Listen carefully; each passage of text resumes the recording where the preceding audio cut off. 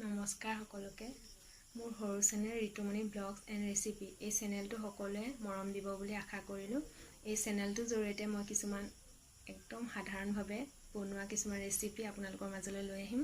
নিশ্চয় আপোনালোকে ভাল পাব আৰু আজি একদম সাধাৰণভাৱে বনোৱা আৰু আপোনালোকে বহুতে হয়তো জানে, কিন্তু মই আজি প্ৰথম বনাই পাইছোঁ, সেইকাৰণে ভাবিলোঁ আপোনালোককো দেখুৱাওঁ আৰু বনাই চাবচোন মই বনোৱাৰ দৰে কেনেকুৱা পাই জনাব।